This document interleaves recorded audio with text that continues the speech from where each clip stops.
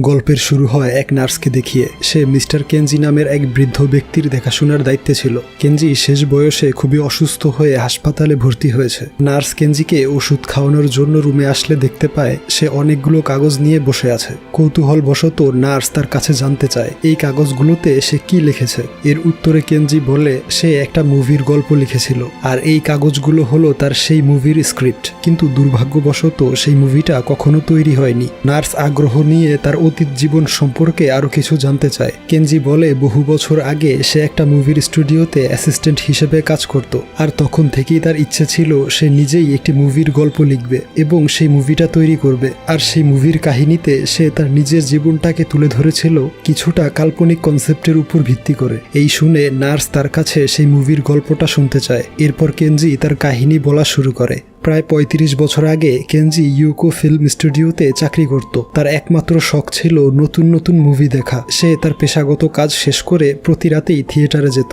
Mister Honda নামের এক ব্যক্তির থিয়েটারে বসে ফ্রিতেই সে মুভি দেখত। আসলে মিস্টার হোন্ডার সাথে তার সম্পর্ক অনেক ভালো ছিল। একদিন সে অনেক পুরনো একটি সাদা কালো মুভির সিডি খুঁজে পায়। ওই মুভির গল্প ছিল মিউসি নামের এক রাজকুমারীকে কেন্দ্র করে। মিউসির রাজ্যে সবকিছুর ব্যবস্থা থাকলেও সে ওই রাজ্যে মানসিক শান্তি খুঁজে পেত না। ফলে এক রাতে সে প্রাসাদ থেকে পালিয়ে যাওয়ার সিদ্ধান্ত নেয়। কিন্তু জঙ্গলের মাঝপথ দিয়ে পালানোর সময়ে জীবজন্তুরা তাকে দেখে ফেলে। তারা মিউসিকে থামানোর চেষ্টা করে কিন্তু মিউসি কিছুতেই তাদের কথা মানতে চায় না। অবশেষে সব জীবজন্তুরা মিলে তাকে একটা বিশেষ পাথর উপহার দেয়। মিউসি সেটা নিয়েই জঙ্গল থেকে পালিয়ে যায়। এরপর তাকে আর কোথাও দেখা যায়নি। এই ছিল সেই মুভির গল্প। কেনজি এই মুভিটাকে এত বেশি পছন্দ করত যে সে কয়েকশো বার মুভিটা দেখেছে। এর কারণ সে মিউসিকে অনেক বেশি ভালোবাসত এবং সে সব সময় মিউসির সাথে দেখা করতে চাইত। পরদিন সকালবেলা সে ফিল্ম স্টুডিওতে কাজ করতে যায়। তাকে একটা বিশাল পেইন্টিংয়ের দায়িত্ব দেওয়া হয়েছিল। তখনই সেখানে শিন্দো নামের এক ফেমাস সেলিব্রিটি প্রবেশ করে। সে ওই শহরের সব থেকে বড় হিরো, কিন্তু সে অনেক বেশি অহংকারী। কেনজির একটা ভুলের কারণে শিন্দোর উপর পেইন্টিংয়ের রং পড়ে যায়। ফলে মুভির প্রডিউসার প্রচন্ড রাগারাগি শুরু করে। কেনজি ভয়ে শিন্দোর কাছে ক্ষমা চাইতে শুরু করলে এক পর্যায়ে শিন্দো তাকে দয়া দেখিয়ে মাফ করে দেয়। কাজ শেষ করে ফেরার সময়ে কেনজির দেখা হয় টোকিওর সাথে। টোকিও ছিল মুভি প্রডিউসারের মেয়ে এবং সে কেনজিকে পছন্দ করত। তবে কেনজি কখনো তাকে গুরুত্ব দেয়নি। সেই রাতে কেনজি আবারও মিস্টার হোন্ডার থিয়েটারে তার পছন্দের মুভিটা উপভোগ করতে আসে। কিন্তু মিস্টার হোন্ডা তাকে জানায় আজকেই হয়তো এই মুভিটাকে শেষবারের মতো দেখতে পাবে সে, কারণ এই পুরনো মুভি দর্শকরা আর দেখতে চায় না, আর তাই সে এটাকে বিক্রি করে দিবে। এই শুনে কেনজি অনেক বেশি দুঃখ পায় আর শেষবারের মতো মিউসিকে দেখতে বসে পড়ে। বাহিরে তখন ঝড় বৃষ্টি হচ্ছিল। এদিকে কেনজি মুভি দেখতে দেখতে কান্না শুরু করে দেয়। কিন্তু মুভিটা শেষ হওয়ার আগেই থিয়েটারের বিদ্যুৎ চলে যায়। ফলে কেনজি অন্ধকারের মধ্যেই থিয়েটার থেকে বের হওয়ার চেষ্টা করে। ঠিক তখনই বিদ্যুৎ ফিরে আসে আর তার ঠিক সামনে মিউসি উপস্থিত হয়। তার দেহের রং ছিল সাদা কালো আর সে পুরনো দিনের ড্রেস পরেছিল, অর্থাৎ সে মুভির স্ক্রিন থেকে বাস্তব জগতে চলে এসেছে। কেনজি হঠাৎ করে তাকে দেখতে পেয়ে অবাক হয়ে যায়। মিউসি থিয়েটার থেকে বের হয়ে আশেপাশের জিনিসগুলো দেখতে শুরু করে, কারণ তার জগতে রঙের কোনো অস্তিত্ব নেই। কিন্তু এই বাস্তব জগতের রঙগুলো তাকে আকৃষ্ট করছিল। কেনজি মিউসিকে লুকিয়ে তার বাড়িতে নিয়ে যায়। সে তাকে বিভিন্ন রঙের আধুনিক জিনিসগুলো শিখিয়ে দিচ্ছিল। এরপর মিউসি কেনজিকে বলে আগামীকাল সে এই পুরো শহরটা ঘুরে দেখতে যায়। কিন্তু কেনজি তাকে মানা করে। এর কারণ সে অন্য এক পৃথিবী থেকে এসেছে এবং তার দেহের রং অস্বাভাবিক, তাই মানুষ তাকে সন্দেহ করতে পারে। কিন্তু মিউসি রাগান্বিত হয়ে কেনজির উপর রং ছিটিয়ে দেয়, অর্থাৎ সে যে করেই হোক শহর দেখতে বের হবেই। এর পরদিন সকালবেলা কেনজি একটি ছোট্ট গাড়িতে করে মিউসিকে ফিল্ম স্টুডিওতে নিয়ে আসে। মিউসিকে একটি চাদর দিয়ে ঢেকে রাখা হয়েছিল, তাই কেউ তাকে দেখতে পায়নি। সে এই নতুন পৃথিবীর পরিবেশ আনন্দের সাথে উপভোগ করছিল।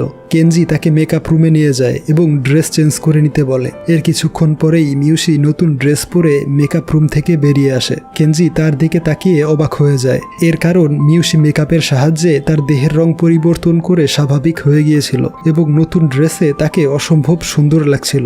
এরপরেই মিউসি পুরো ফিল্ম স্টুডিওতে ঘুরে ঘুরে দেখতে শুরু করে। সে কেনজির পেইন্টিং নতুনভাবে তৈরি করে। ঠিক সেই মুহূর্তেই শিন্দো শুটিং করতে স্টুডিওতে আসে আর সে সে মিউসির নতুন পেন্টিং দেখে তার প্রশংসা করতে থাকে। আসলে সে মিউসির সাথে সুসম্পর্ক করার চেষ্টা করছিল, কিন্তু মিউসি তাকে গুরুত্ব না দিয়ে উল্টো তাকে মারধর করে চলে যায়। ফলে সবাই কেনজিকে দোষারোপ করতে শুরু করে, কারণ মিউসিকে কেনজি স্টুডিওতে নিয়ে এসেছিল। সে মিউসিকে থামানোর চেষ্টা করে, কিন্তু এতে কোনো লাভ হয় না। মিউসি আরো কয়েকজনকে মারধর করে চলে যেতে থাকে। অপরদিকে কেনজি সিন্দোর কাছে আবারও ক্ষমা চাইতে আসে। সিন্দো তাকে এবার ক্ষমা করে দেয়, কারণ মিউসিকে সে পছন্দ করেছে। এরপর শুটিং শুরু হয়। সিন্ধু তার ইচ্ছে অনুযায়ী নিজের মতো করে ড্যান্স পারফর্ম করছিল। এরপরের সিকোয়েন্সে একটি ছোট বিস্ফোরণ ঘটানোর কথা ছিল, কিন্তু কেনজি ভুল করে নকল ডায়নামাইটের পরিবর্তে আসল ডায়নামাইট ব্যবহার করে ফেলে। এর ফলে স্টুডিওতে বিশাল এক বিস্ফোরণ হয়। কেনজিকে পুলিশ থানায় নিয়ে আসে, কিন্তু কেনজি বলতে থাকে সে কোনো দোষ করেনি, সে ভুল করে আসল ডায়নামাইট ব্যবহার করে ফেলেছে। এক পর্যায়ে তাকে ওয়ার্নিং দিয়ে ছেড়ে দেওয়া হয়। কেনজি অভিমান নিয়ে মিউসিকে খুঁজতে শুরু করে। কিছুক্ষণ পর মিউসি নিজেই কেনজির কাছে এসে জানায় তার মূল্যবান একটা বস্তু হারিয়ে গিয়েছে এবং সে চায় কেনজি যেন এই বস্তুটা খুঁজে দিতে তাকে সাহায্য করে। কিন্তু কেনজি তখন অনেক বেশি রাগান্বিত ছিল, তাই সে মিউসিকে কথা শুনিয়ে বাড়ি ফিরে আসে। অপরদিকে মিউসি একাই তার হারিয়ে যাওয়া বস্তুটা খুঁজতে শুরু করে। এদিকে কেনজি তখন দেখতে পায় বাহিরে মাঝারি বৃষ্টি হচ্ছে, আর এই বৃষ্টিতে বেশিক্ষণ ভিজলে মিউসি অসুস্থ হয়ে যেতে পারে। তাই সে একটা ছাতা নিয়ে মিউসিকে সাহায্য করতে চলে আসে। এরপর মিউসি ছাতা নিয়ে দাঁড়িয়ে থাকে, আর কেনজি সেই বস্তুটা খুঁজতে থাকে। কিছুক্ষণ পরেই হারিয়ে যাওয়া সেই বস্তুটার সন্ধান পাওয়া যায়, আর সেই হারানো বস্তুটা হচ্ছে একটি বিশেষ পাথর, যেই পাথরটা জঙ্গলের জীবজন্তুরা মিউসিকে উপহার দিয়েছিল। কেনজি বুঝতে পারে এই পাথরটা ব্যবহার করেই মিউসি তার নিজস্ব পৃথিবীতে ফিরে যেতে পারবে। ঠিক তখনই বৃষ্টি থেমে যায়, আর আকাশে সুন্দর একটি রংধনুর সৃষ্টি হয়। কেনজি মিউসিকে বলে কথিত আছে যে দুইটা রংধনু একসাথে দেখতে পাওয়া অনেক ভাগ্যের ব্যাপার, আর কখনো যদি এমন পরিস্থিতি তৈরি হয় তাহলে তারা দুজনে যেন একসাথে সেই দৃশ্য উপভোগ করতে পারে। এভাবেই বেশ কয়েকদিন পার হয়। একদিন কেনজিকে প্রডিউসার জানায় সে তাকে স্ক্রিপ্ট রাইটার হিসেবে চুজ করেছে, তাকে একটা নতুন মুভির গল্প লিখতে হবে। এই শুনে কেনজি আনন্দে আত্মহারা হয়ে যায়, কারণ সে অনেক আগে থেকেই একজন স্ক্রিপ্ট রাইটার হিসেবে প্রতিষ্ঠিত হতে চেয়েছিল। আসলে টোকিও তার বাবাকে অনুরোধ করে কেনজির জন্য এই সুযোগ করে দিয়েছে। কেনজি মিস্টার হোন্ডাকেও তার নতুন কাজের কথা জানায়, তবে সে এখনও স্ক্রিপ্টের কনসেপ্ট ঠিক করেনি। মিস্টার হোন্ডা তাকে পরামর্শ দেয় সে চাইলে একটা রোমান্টিক মুভির গল্প লিখতে পারে। এই শুনে কেনজির মাথায় আইডিয়া চলে আসে, সে তার জীবনের ঘটনাটাই মুভির পর্দায় ফুটিয়ে তুলবে। এরপর সে মিউসি এবং তার নিজের গল্পটাই স্ক্রিপ্ট আকারে লিখতে শুরু করে, আর মাঝে মাঝে অনুপ্রেরণা পাওয়ার জন্য মিউসিকে নিয়ে ঘুরতেও বের হয়। একদিন কেনজি মিউসিকে রাজকুমারের মতো ফুল দিয়ে প্রপোজ করে। এরপর দিন কেনজি তাকে একটি ব্রিজের উপর নিয়ে আসে এবং তাকে বলে তার স্ক্রিপ্টের হিরো এবং হিরোইন এই ব্রিজের উপর একে অপরকে কিস করে, কিন্তু মিউসি একটা ফোন বুথের ভিতরে ঢুকে পড়ে, আর কেনজি কাছের অপর পাশ থেকে তাকে কিস করে বসে। এরপর তারা আবারও ব্রিজের উপর দিয়ে হাঁটতে থাকে। কেনজি আর মিউসি প্রায়ই একটা বিশেষ ওয়ার্ড গেম খেলতো। কেনজি সেই গেমে হেরে যাওয়াতে তাকে ব্রিজের উপর থেকে নিচে লাফ দিতে হয়, কিন্তু এতে তার আক্ষেপ ছিল না, উল্টো সে মিউসির সাথে কাটানো প্রতিটা মুহূর্ত উপভোগ করত। মিউসি একদিন তাকে জিজ্ঞেস করে তার মুভির গল্প কিসের উপর ভিত্তি করে লেখা হচ্ছে। কেনজি জানায় তাদের দুজনের গল্পটাই সে স্ক্রিপ্টে রূপান্তর করছে, কিন্তু এর শেষ কিভাবে হবে। এই কথা শুনে মিউসি খানিকটা কষ্ট পায়। এর কিছুদিন পরেই টোকিও মিউসির সাথে দেখা করতে আসে। আসলে সে অনেকদিন যাবৎ মিউসিকে এবং কেনজিকে একসাথে দেখছে, আর কেনজি মিউসিকে অনেক বেশি গুরুত্ব দেওয়ায় তাকে ভুলে গিয়েছিল। টোকিও বলে সে কেনজিকে ভালোবাসে, কিন্তু তাকে কখনো বলার সাহস পায়নি। টোকিও ভাবছিল কেনজি এখন মিউসিকে পছন্দ করে, এই জন্যে তার সাথে কথা বলছে না, কিন্তু মিউসি তাকে বলে সে তার আত্মীয় হয়, কিছুদিন পরেই এখান থেকে চলে যাবে। এই শুনে টোকিও খুশি হয়ে যায়। এর পরের দিনই কেনজি তার স্ক্রিপ্ট স্টুডিওতে জমা দেয়। টোকিওর বাবা তার স্ক্রিপ্টটা পছন্দ করে, তবে শেষের অংশটায় কিছুটা পরিবর্তন আনতে বলে। এই খুশিতে কেনজি মিউসিকে নিয়ে সেলিব্রেট করতে একটি নদীর পাড়ে আসে। সেখানে ছিল অসংখ্য জোনাকি, আর এই মনোরম পরিবেশটা মিউসির অনেক বেশি ভালো লাগে। কিন্তু কেনজি মিউসিকে বিয়ের জন্য প্রস্তাব দেওয়ার আগেই মিউসি বলে ওঠে তাদের মধ্যে সম্পর্ক হতে পারে না, কারণ সে এই পৃথিবীর কাউকে স্পর্শ করতে পারবে না। আসলে কেনজি যে শুধু মিউসিকে মুভির পর্দায় দেখত, বিষয়টা এমন নয়। মিউসিও পর্দার অপর পাশ থেকে কেনজিকে দেখতে পেত। কেউ তার পুরনো মুভিটা পছন্দ না করলেও শুধুমাত্র কেনজি সেই মুভিটা পছন্দ করত। আর যখন সে জানতে পারে তার এই শেষ সিডিটাও বিক্রি করে দেয়া হবে এবং কেনজিকেও আর কখনোই দেখতে পাওয়া পাওয়া যাবে না। তখনই সে এই পৃথিবীতে আসার সিদ্ধান্ত নেয়। তবে তাকে শর্ত দেওয়া হয়েছিল যে এই পৃথিবীর কোনো ভালোবাসার মানুষকে স্পর্শ করলেই তার অস্তিত্ব হারিয়ে যাবে। এই সব শোনার পর কেনজি অনেক বেশি কষ্ট পায় আর তার মুভির গল্পের এন্ডিং হ্যাপি থেকে স্যাড করে ফেলে। সেদিন কেনজি প্রচণ্ড দুঃখী হয়ে ড্রিঙ্কস করতে থাকে। বাহির থেকে টোকিও তাকে দুঃখী অবস্থায় দেখতে পায়, তাই সে সান্ত্বনা দিতে ভেতরে আসে। কিন্তু চলে যাওয়ার সময়ে টোকিও কেনজির হাত ধরে ফেলে আর তাকে প্রপোজও করে। কিন্তু কেনজি তার কথার উত্তর না দিয়ে মিউসির ব্যাপারে কথা বলতে থাকে, কারণ সে কোনোভাবেই মিউসিকে ছাড়া থাকতে পারবে না। অপরদিকে মিউসি কেনজির পকেট থেকে একটা রিং খুঁজে পায়। এইটা দিয়েই সে তাকে প্রপোজ করতে চাইছিল, কিন্তু এর আগেই সে কেনজিকে থামিয়ে দিয়েছিল। তাই সে দ্রুত কেনজির কাছে চলে আসে। কেনজি তখন তার বন্ধুর সাথে মিউসির ব্যাপারেই কথা বলছিল। সেই বন্ধু তাকে বলে যদি সে টোকিওকে রিজেক্ট করে এমন কাউকে নিয়ে থাকার সিদ্ধান্ত নেয় যাকে সে কখনো স্পর্শ করতে পারবে না, তাহলে সে ভুল সিদ্ধান্ত নিচ্ছে, কারণ টোকিওর সুপারিশেই সে স্ক্রিপ্ট রাইটার হিসেবে সুযোগ পেয়েছে। এছাড়াও কাউকে স্পর্শ না করে ভালোবাসা যায় না। এক পর্যায়ে কেনজিও এই বিষয়টা বুঝতে পারে। সে বাড়ি ফিরে দেখতে পায় মিউসি কোথাও চলে যাচ্ছে। সে আসলে কেনজির সাথে থাকতে চায় না, কারণ সে জানে তার সঙ্গে থাকলে কেনজি আরো বেশি দুর্বল হয়ে পড়বে এবং তার কষ্ট আরো বৃদ্ধি পাবে। কেনজি তাকে থামানোর চেষ্টা করলেও কোনো লাভ হয় না। মিউসি মিস্টার হোন্ডার থিয়েটারে আশ্রয় নেয়। এরপর দিন কেনজি স্টুডিওতে কাজ করার সময়ে শিন্দো তার কাছে আসে এবং তাকে জীবন সম্পর্কিত কিছু মূল্যবান কথা বলে, যেগুলো শুনে কেনজি মোটিভেট হয়। বাড়ি ফেরার পথে সে দেখতে পায় আজ আকাশে 2টা রংধনু সৃষ্টি হয়েছে। তাই সে উইশ করে যেন সে সব সময় মিউসির সাথে থাকতে পারে। এরপর সে পাগলের মতো মিউসিকে খুঁজতে থাকে। মিস্টার হোন্ডা জানায় মিউসি তার এখানেই বসবাস করছে, কিন্তু সে কেনজির সাথে দেখা করতে ইচ্ছুক নয়। অপরদিকে টোকিও কেনজির লেখা স্ক্রিপ্টটা পড়ে বুঝতে পারে গল্পটা সে মিউসিকে নিয়ে লিখেছে।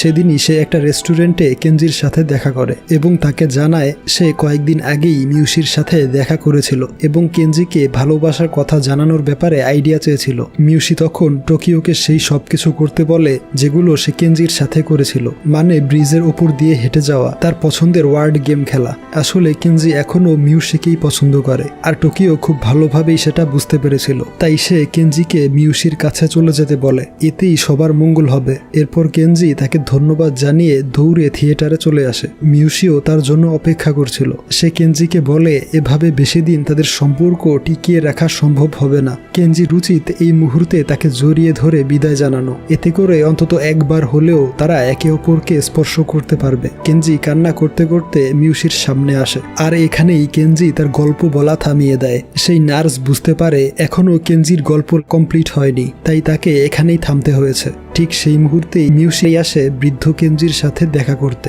কেনজি হুইল চেয়ারে করে একটু বাহিরে যায় ঘোরাঘুরি করতে, তবে সে ব্যালেন্স হারিয়ে চেয়ার থেকে পড়ে গেলেও মিউসি তাকে উঠায় না, কারণ তার স্পর্শে মিউসি অদৃশ্য হয়ে যাবে।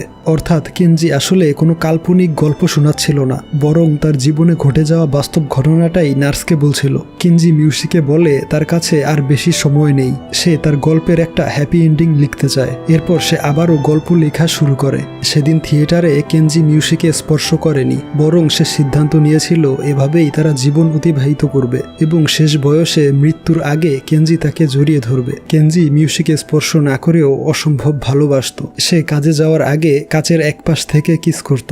সমুদ্রের পাড়ে অন্যান্য কাপড়রা হাতে হাত রেখে চলাফেরা করলেও তারা একটা রুমাল ব্যবহার করে হাঁটত, আর এতে দুজনের কারোর ভালোবাসার কমতি হয়নি। এভাবেই লিখতে লিখতে কেনজি তার গল্পের এন্ডিং সিনটাও ডিসাইড করে আর তার স্ক্রিপ্টটাও কমপ্লিট হয়ে যায়। এরপর এক রাতে মিউসির কাছে হসপিটাল থেকে ফোন আসলে সে দৌড়ে কেনজির কাছে ছুটে আসে। কেনজির অবস্থা মোটেও ভালো নয়। সে শেষবারের মতো মিউসিকে পৃথিবীর সব সুন্দর জিনিসগুলোর নাম নিতে বলে। মিউসি কান্না করতে করতে বলে তার সাথে কাটানো প্রতিটা মুহূর্তই ছিল অপরূপ সুন্দর, সে কখনোই তা ভুলতে পারবে না।